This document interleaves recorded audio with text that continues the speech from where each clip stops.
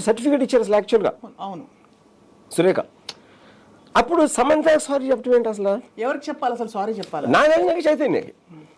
ఎందుకంటే నాగార్జునకి చైతన్యకి ఏమంటున్నారు ఆవిడ, వాళ్ళిద్దరూ బలంతో వాళ్ళు కొన్న ఆస్తిలో ఒక ఆస్తి కాపాడుకోవటానికి ఇంట్లో ఉన్న భార్య, ఇంట్లో ఉన్న కోడలిని ఒకళ్ళ దగ్గరికి వెళ్ళమని. అసలు నాగార్జున అంత పెద్ద ఫ్యామిలీ వదిలేసండి.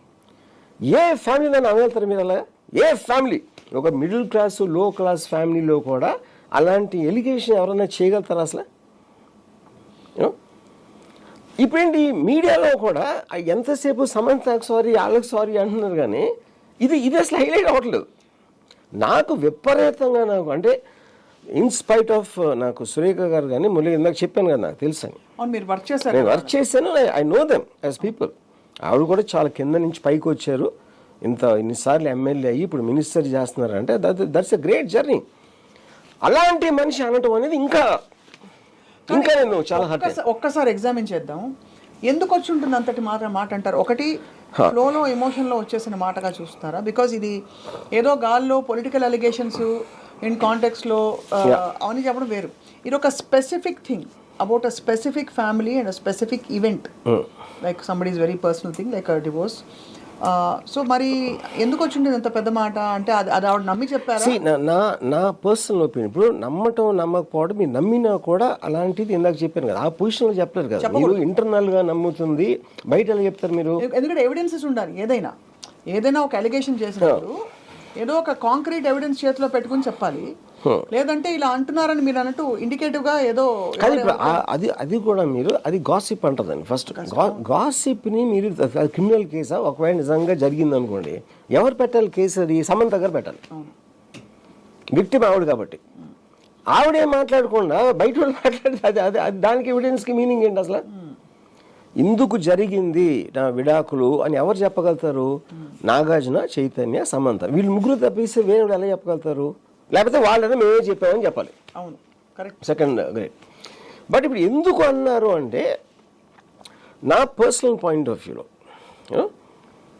అంటే ఇప్పుడు ప్రతి దానికి మీకు కాన్స్పిరసీ థియరీస్ ఉండొచ్చు. ఈ ఎజెండా ఇలా చేస్తే అలా అవుతుంది, అలా చేస్తే రాజకీయ కుట్రల్లోంచి ఏదైనా వచ్చిందా అంటే నాకు తెలియదు. నా ఒపీనియన్, కొన్ని ఇలా గాలి వార్తలు మనం అక్కడక్కడ వింటూ ఉంటాం చాలా మంది గురించి.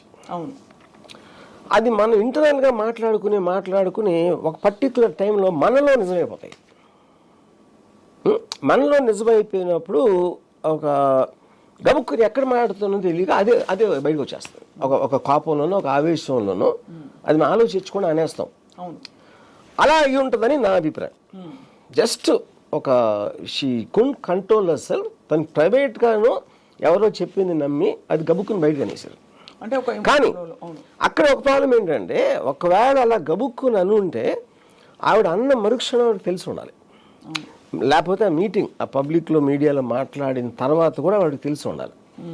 అప్పటి నుంచి ఇప్పటి వరకు ఆవిడ అసలు టాపిక్ ఎత్తట్లేదు. ఎంతసేపు సమంత నుంచి వెనక్కి తీసుకున్నాను అది ఇది అని చెప్తున్నారు, కానీ నాగార్జున్ని, నాగ చైతన్యని అన్న దాని గురించి ఆవిడ మాట్లాడలేదు అసలు. అది నాకు సర్ప్రైజ్. అది కరెక్ట్. అంటే అంత బ్లాటెంట్ ఓవర్ సైట్. ఇప్పుడు ఇంతవరకు నాగార్జున గురించి కానీ చైతన్య గురించి ఒక కాంట్రవర్సీ కానీ ఏది కానీ ఎవరూ ఎప్పుడు ఏం లేదు. వాళ్ళ మానని వాళ్ళు ఉంటారు. And I believe that they are the most respectable family in the film industry in every which way, in any which way. వాళ్ళని అంత మాట అనటం అన్నీ ఒకవేళ గబుక్కుని అనుకోకుండా అనేసినా కూడా అది మెయిన్ అపాలజీ అక్కడ చెప్పకుండా వేరే అన్ని మాట్లాడతాం అనేది నాకు సర్ప్రైజ్. అండ్ ఇక్కడ ఏంటంటే మీరు అన్నట్టు అంటే ఈ కూలగొట్టడాలు అనే హైడ్రా కార్యక్రమంలో ఎన్కన్వెన్షన్ కూలగొట్టకూడదు అని గొడవెత్తేది ఇక్కడ నాగార్జున గారి ఫ్యామిలీ. ఎన్కన్వెన్షన్ కూలగొట్టకపోవడానికి గతంలో చలామణి అవ్వడానికి ఎవరు? గత గవర్నమెంట్, అందులో మంత్రి కేటీఆర్. వీళ్ళ ముగ్గురిని బహుశా అటాక్ చేసే క్రమంలో బై మిస్టేక్ సమంతాన్ని వాడేసుకున్నారా? అది ఎలా ఇప్పుడు అక్కడ ఇంకో కాంట్రడిక్షన్ ఏముంది? అక్కడ కేటీఆర్, నాగార్జున ఇద్దరు కలిసి ఉన్నారని ఒక్క నిమిషం అనుకున్నాం. అక్కడ ఆవిడ ఏం చెప్తున్నారు? డిమాండ్ చేశారని చెప్తున్నారు. కోల్చకుండా ఉండాలంటే తనని పంపాలి నా దగ్గరికి. అది డిమాండ్ అది అది అది హౌ ఇస్ దట్ ఇద్దరు కలిసి ఉంటాం అనేది. ఆ డిమాండ్ బట్టి అన్కన్వెన్షన్ కాపాడటానికి వీళ్ళు ఆవిడని ఫోర్స్ చేశారు. అది that is the narrative she is giving at the end of the day. కానీ నా పాయింట్ ఏంటంటే ఇప్పుడు మీరు దెబ్బలాడాలి, ఏదైనా కౌంటర్ థియరీ చెప్పాలి అంటే, నాకు ఇప్పుడు ఒక జర్నలిస్ట్ ఎవరితో మాట్లాడాను, నాకు ఎంతో కొంత మంచి రెస్పెక్ట్ ఉన్నది జర్నలిస్ట్. తను నాతో అంటాడు, ఇదంతా నాగార్జున డైవర్షన్ టాక్టిక్ అంటే అన్కన్వెన్షన్ చేసిన దానికి పగ తీర్చుకోవడానికి నాగార్జున ఇలా చేస్తున్నాడు అని చెప్పాడు. ఏమిటిది ఇది? ఇప్పుడు ఇది మన ఈ డిఫమేషన్ లేకపోతే దీన్ని ఇష్యూ చేయటానికి. నేను అది ఇప్పుడు మిమ్మల్ని మీరెవరు ఆఫ్టర్ ఆల్ ఒక జర్నలిస్ట్, వేరే వాళ్ళు చేసిన న్యూస్ మీరు రాస్తారు, అది మీ జాబ్. మిమ్మల్ని ఎలా అంటే మీరు మీ కొడుకు కలిసి మీ కూతుర్ని మీ కోడలను తన భార్యను ఇలా పంపించమంటే మీరు ఊరుకుంటారా? ఎవరైనా అసలు సృష్టిలో ఏ ఫ్యామిలీలో అయినా అలాంటి ఇన్సల్ట్ ఎవరన్నా భరించగలుగుతాడా అంటే మళ్ళీ దానికి ఆన్సర్ లేదు. ఇది జరిగినా జరగకపోయినా ఏ విధంగా కూడా ఆవిడ అన్న 3 లైన్స్కి ఎక్కడ కనెక్షన్ అనేది కుదరదు. దిర్ కెనాట్ బి ఒక ఎక్స్క్యూజ్ అనేది రావటానికి వీలు లేదు అసలు. కరెక్టే, మీరు అన్నది రైటే. సమాంతకి సారీ చెప్పడం ఏమిటి అని అడిగారు మీరు. అసలు నేచర్ ఆఫ్ ద సారీ ఏమిటి? అయ్యో నాకు తెలిసినా కూడా నేను చెప్పుండకూడదు ఫస్ట్ సారీ అదా, లేదు అలా మాట్లాడేశాను నేను. ఇప్పుడు ఫైనల్గా కూడా అదే అంటున్నారు. నేను రెండో స్టేట్మెంట్ చూడలేదు. నేను విన్నది ఏంటంటే వాళ్ళు చెప్పుకోలేరు, అందుకని నేను చెప్పా, ఎందుకంటే ఆ విలన్ అనే అతను తెలియాలి కాబట్టి అనేది. That is her argument in a way. Now who is suppose to be the villain here? KTR or Akkineni garu? అది ఈ రెండు సెపరేట్ ఇష్యూస్ అంటున్నా. నాగార్జున ఇష్యూలో నాగార్జున విలన్. బట్ ఏంటి, ఎందుకు ఇప్పుడు వాళ్ళు రోడ్డు మీద అంటే వాళ్ళని బెదిరించేసి నేను ఒక రౌడీలాగా వచ్చి అమ్మాయిని తీసుకెళ్ళిపోవటం అనేది వేరు. మీ ఆస్తి నేను కొల్లగొట్టుకోండి అంటే దాన్ని అన్కన్వెన్షన్ కూల్చకుండా ఉంటా అనుకుంటే వాళ్ళు ఫోర్స్ చేస్తే వాళ్ళే విలన్స్ అక్కడ. దానికి ఇంక దీనికి సంబంధం ఏముంది అసలు? ఇప్పుడు inadvertently that one line made the whole difference యాక్చువల్గా.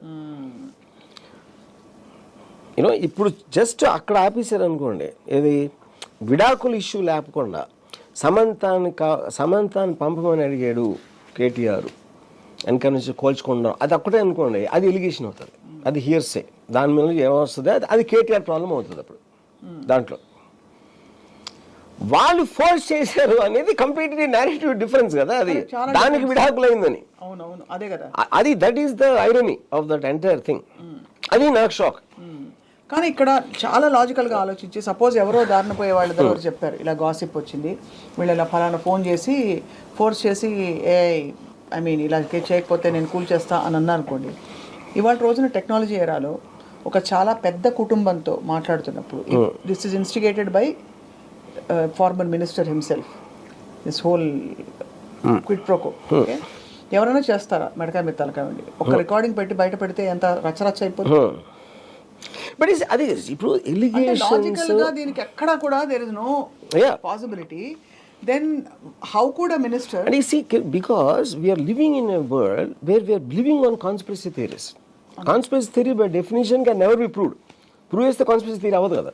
అది చాలా మంది 9/11 అటాక్ అమెరికాయే చేయించుకోండి అని చెప్పి నమ్ముతారు. అవును, అది కాన్స్పిరసీ థియరీ. దానికి ఎవిడెన్స్ ఎవడు అడగడం, నమ్మి వాళ్ళు నమ్ముతారు అంతే. అది కాంటెక్స్ట్. అలాగే ప్రైవేట్ అఫైర్స్, రిలేషన్షిప్స్ గురించి కూడా చాలామంది చాలా నమ్ముతారు. అది ప్రైవేట్గా నమ్ముతారు. అవును, ఒఫీషియల్ పొజిషన్లో ప్రెస్లో చెప్పటానికి మీరు ప్రైవేట్గా నమ్మటానికి చాలా తేడా ఉంటుంది. దట్ ఈజ్ హోల్ ఇష్యూ కదా ప్రాబ్లం. ఇప్పుడు నేను ఎవరో ఫ్రెండ్ కలిసాను, చాలామందికి ఇండస్ట్రీ వాళ్ళ గురించి ఏదేదో అనుకుంటారు బయట వాళ్ళు.